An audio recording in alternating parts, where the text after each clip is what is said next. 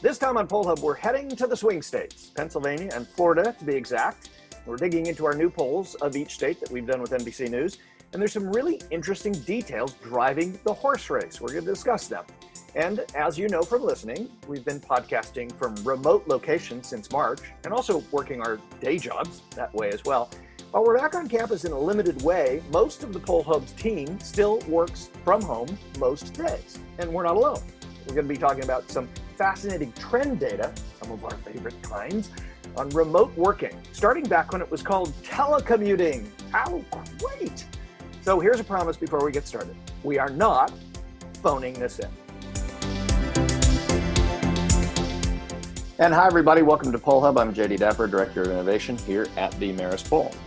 And I'm Barbara Carvalho, Director of the Marist Poll. And I'm Miringoff, Director of the Marist College Institute for Public Opinion. And before we get started, this year has discombobulated a lot of things and a lot of traditions. And one of them is a very sad tradition, and one that we have great respect for, which is the anniversary of 9/11, the attacks on the World Trade Center to the Pentagon. And we are releasing the podcast on this day. Of course, this year, things are very different in so many ways. And so it's going to be a different anniversary today on 9/11 than we have seen in the past, but we didn't want to let this day go by without remembering what happened on that day and honoring all of those who passed away. Yeah, and certainly a day that we all remember where we were. It's one of those days, unfortunately, that sort of like is etched forever in our memories.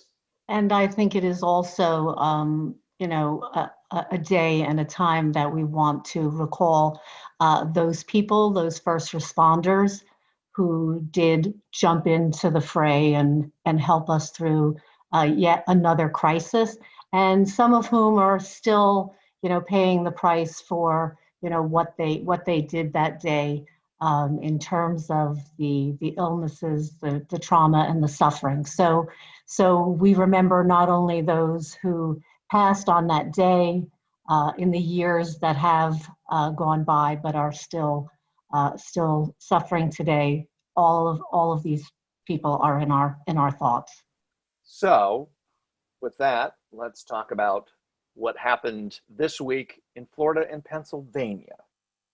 Polls. Well, it is. It is now post Labor Day, the traditional send-off for the general campaign in a presidential year. So, although we've been doing a lot of polling up until this point, I guess this is what we say we get down and dirty in the polling business. We change a little bit about who we talk about, and focus a lot on the states that may be the critical ones come November 4th. So this week with our partners, NBC News, we polled battleground states of Florida and Pennsylvania. And certainly those are two states that we're going to have our eye on. I don't think this is going to be the last time we're going to be polling in those neighborhoods. So, guys, what's the state of the race in each of these states? Let me do the numbers. Lee, let me just tell the numbers, and then you go. So 48-48 Florida. Okay. Yep. A tie in Florida. When have we ever had that? And a 9-point lead for Joe Biden in Pennsylvania. Lee, go. Yeah, and can I correct Barb? I believe it's November 3rd, although we may not know anything till November 4th. We'd be lucky. We'll be lucky if we know it on November 4th, Lee. Maybe December 4th. Well, okay. Yeah, it's so funny because November 4th is on my calendar because election night is over, but I do absolutely stand corrected. This is not fake news. It is November 3rd. However, one of the things we may know to affect the calendar is if Florida, which now is as close as it could be, is callable on November 3rd for Joe Biden, that would be a strong indication of what might follow in the days to come when all the mail votes get counted and all the absentees and all that, because Florida is pretty much For the Democrats, game over. For the Republicans, not so much. Trump needs to carry it. And then presumably we move on from there. 29 electoral votes at stake. I was really. But hang on. These are really critical states. Yep. So there is some stuff that's going on under the hood here in each of these states. Why don't you just talk a little bit about what's different about Florida from Pennsylvania? Well, the Florida numbers reflect the fact that the demography of Florida has a lot more Latino voters in the state. And right now, Joe Biden is not doing as well as Hillary Clinton did, or to put it differently, Donald Trump is doing better than he did 4 years ago with that critical group, particularly among, as we've seen, as we drill down among Cuban Americans. We're seeing numbers in the Dade County, Miami area.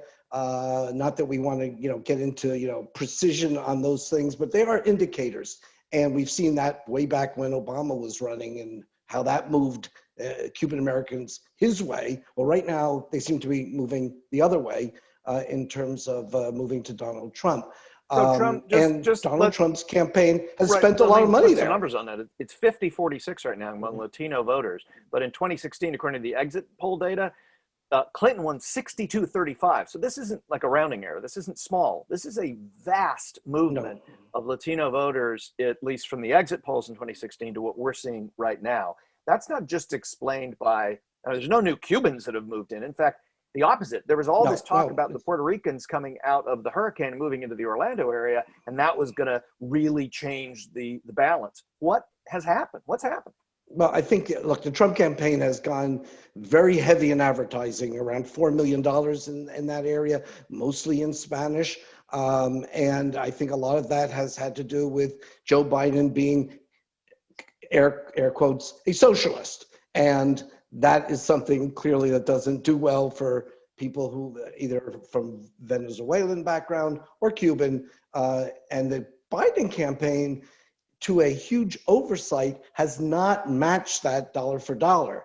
And I think in this case, the ads are showing a strong indication or they're making a big impact. The other group, though, that's very much different in Florida than it's been in the past, are people over 65. And here we see the opposite effect. We see that Joe Biden is doing better than might have been the case 4 years ago, Donald Trump not doing as well among that elder population. Right, that's 49. He's 49, Trump's 48. 2016 exit polls, Trump won that by 10 points, 54-44.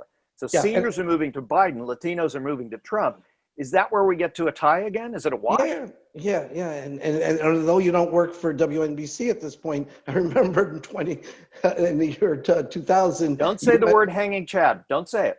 No, I don't want to hear hanging Chads. You went off to Florida and were seen only on the air for about 3 weeks, as I recall. Covering hanging Chads, yeah. Yes. One question I have, Barb, about Florida. There's been a lot of talk about this Latino thing in the last couple of days in polling circles and political circles, partly because of our poll and partly because of others. There's also a really interesting thing I ran across, an effort. There was a poll done by, I think, Univision of young Latino voters, first-time Latino voters, showing this massive amount of enthusiasm. Do we accurately, and I don't mean we, but do polling organizations in general, especially good, ones that do the RDD method, do we accurately or do we do a good job of capturing first-time Latino voters? And I don't mean to single them out, but when you look at new data that just came out from the CDC about cell phone usage, Latinos are the highest cell phone only households by far of any group. And I'm just wondering if that, coupled with the fact that young voters are harder to reach anyway, if maybe there's something there that we're not picking up. It's very possible, and I think that you have two issues here. One, you talk about enthusiasm, and I think what's very interesting this time around is that we as pollsters and folks who are watching this contest, we need to pay attention to both positive enthusiasm, which translates into what's motivating Trump supporters to go to the polls, and also negative enthusiasm. There was a lot of chatter about how Biden really doesn't match the positive enthusiasm that Trump does among his supporters. However, Biden certainly outpaces him in terms of negative enthusiasm. That is, people voting against Trump, not necessarily for Biden, but Biden ends up getting the check mark on their ballot. So enthusiasm is something that we have measured for a long time in polling. It's actually not really part of our likely voter model. It is a little bit in terms of people's interest of the race, but when it comes to questions about enthusiasm overall, we don't generally include that because very often people are not enthusiastic about a candidate, but they are longtime voters. So they do show up at the polls and they will pull a lever even if they are not particularly enthusiastic about the candidate whose name is under that. But about these cell phone only young Latino voters or young voters in general, I know that in the polling industry, it's a challenge. It's a challenge for us. Totally. These folks. I mean, is it realistic to think that there's a possibility this is the version of the non-college educated whites that we may not have captured, not us, but the polling industry may not have captured as accurately as we would have liked to at the state level? Is that a possibility here?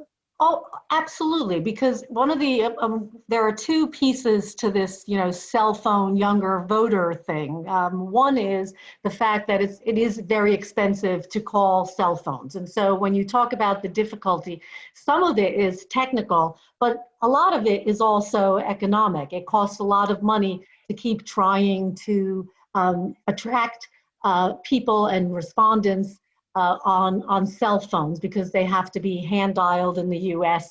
And the other part of it is technology, because you have the greatest amount of technology for cell phones to block calls that are not known. And it's not just a young people problem. That's everybody problem.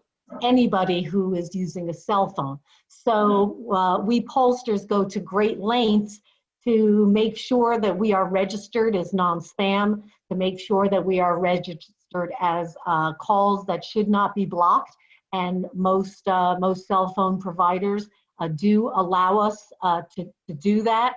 But again, there are some polling tricks that we try to use, but absolutely young voters are the toughest to get a representative sample in our polls, but they are also the voters who are most likely to say that they're going to vote, think that the election's on November 4th and not November 3rd. Well, to your point, Barb, on enthusiasm, one of the things we are seeing is that mobilization may matter more than persuasion, because in both Florida and Pennsylvania, which we should talk about a little bit too, the persuadables are low.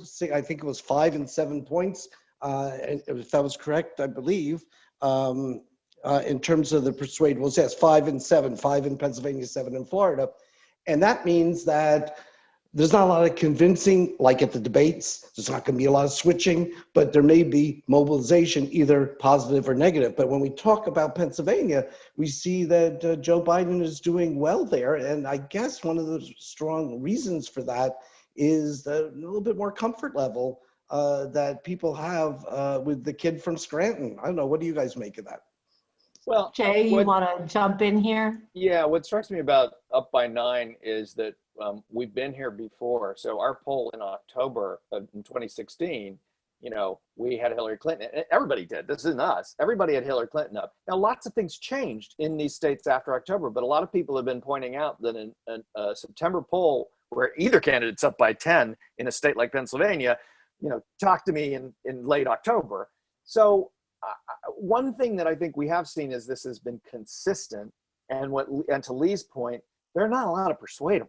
I mean, in 2016, there were a lot more people who were a lot more persuadable, or at least indicated that.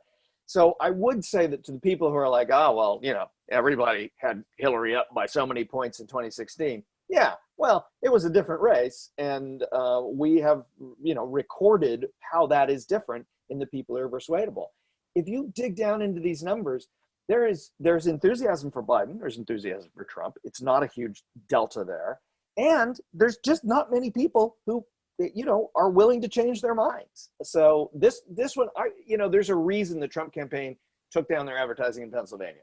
Yeah, and we're watching closely. Where do the candidates go? Because where they're going is telling a lot about what their internal polls are showing and also what their strategy's about. If you want to know what the polls are showing for the campaigns, watch where the candidates are going. Well, one of the things I thought was interesting in Pennsylvania, and it is a comparison to 4 years ago with Clinton, is the fact that Joe Biden, although slight, does have a higher favorable rating in that state than an unfavorable one. Mm-hmm. And I just point that out because these days, particularly when we're talking about the presidency, we haven't seen like more positive feeling toward a candidate than negative in quite a while. And that was the case with Clinton and Trump in Pennsylvania last time. Although Clinton was ahead early on, she had very high negatives. People disliked Trump more, but look, it was a tough campaign, particularly in the last month. So again, those were people who there were a lot of people who disliked both candidates then, and then were making a choice of the lesser of what they considered the two evils. So part of the reason why Biden is ahead in Pennsylvania is about half of voters do have a positive impression of him, and also of his vice presidential pick, Kamala Harris. And I know, Lee, you always discount the vice presidential picks because in the end it is a choice between the two folks at the top of the ticket.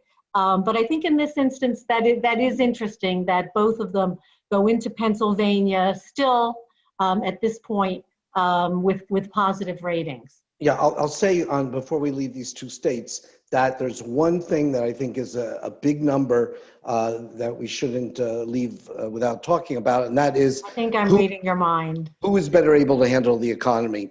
And in Florida, Donald Trump has a 13-point edge over Joe Biden. In Pennsylvania, it's a 10-point edge. And so that's something right now. The economy may not be number one on everybody's minds, but underneath all this, there's some sentiment for Donald Trump unless those numbers do change. But and also, I think what's interesting is that, people have mentioned, well, what if the stock market tanks? What if unemployment continues to rise?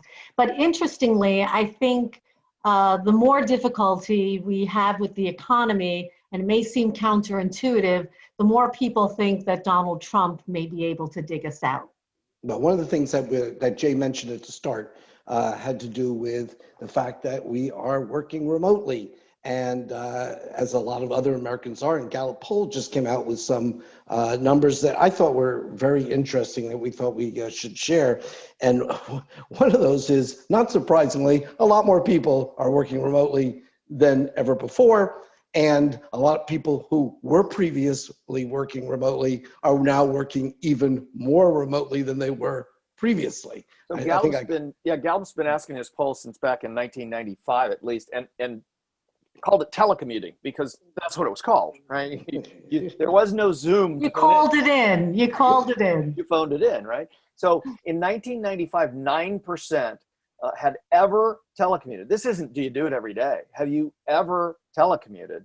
And that was by 2015, 37%. So about 1 in 3 Americans, a little more than 1 in 3 by 2015 have done that. It's 50%, it's 49%. So it's 1 in 2 have now done it as of this August, which is not a big shock, I think.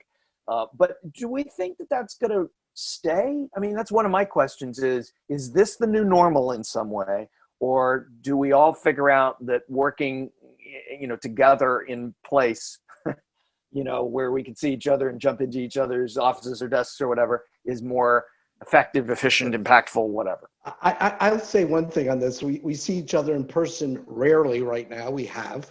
And what's happened as a result of all this? Well, because, we've been rotating. Even when we go into the office with social distancing in New York, we do rotate who's in on a particular day. But I'll say to Jay's point and what you're saying, Barb, I mean, when I see you guys in person, it looks like I've sort of kept up and seen you before, even if it has been 2 or 3 months in some instances.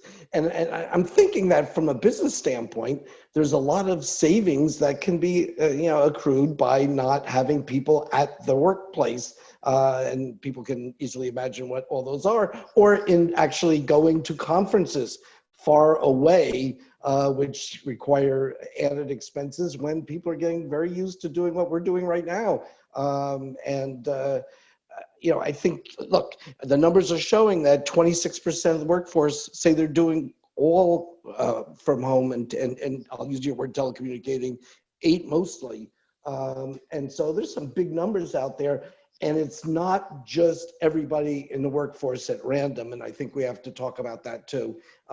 People with college educations, have computers at home, have a type of job that allows them to work remotely, are being able to keep that unemployment. If you're first responders or people who are in the service trades and a lot of other things of that sort, you don't get that option. And that's why we're seeing the poverty numbers are going up and the loss of health insurance numbers are going up. So the pandemic is having a distributive difference on the impact of lives of people. Right, Barb, I mean, this is a white collar experience, right? Almost entirely. It really is. And, it's actually reinforcing trends and numbers that we have seen over the last, quite a few decades.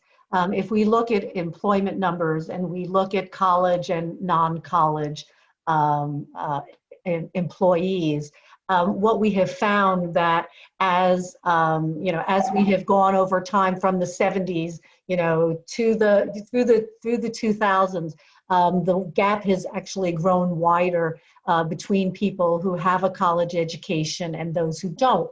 And I think it provides a great insight into some of the volatility that we have seen in our electoral and our political process, because the people who have had the most difficulty finding good paying jobs without a college education are actually white men. And so we have seen that gap grow quite considerably over the last number of decades. And I think this issue of who can work from home and who can't work from home certainly has increased that gap and has really increased the disparity of people who have had significant difficulty during this pandemic and have had to get unemployment, were laid off, and had to struggle much more significantly than some of us who have had the opportunity and the good fortune to have jobs that for better or worse were remote before the pandemic and kind of seamlessly transitioned during the pandemic as well. Sounds like a... So, I mean, this is not to say that if you don't have a college education, you can't, be very successful and make a good living. These are just the statistics. These are the averages, and in that sense, this has had a significant impact on how we work and who remains working. Yeah, and it's a steeper climb. It's a steeper climb. Well, that'll do it for this episode of Poll Hub, which was done remotely. We didn't telecommute, we Zoom commuted or something like that. This is a production of the Marist Poll at Marist College in Poughkeepsie, New York. Mary Griffith is our executive producer. Casey Schaff's our editor. Amelia Morell is our production assistant. No mention of Hudson today, sorry.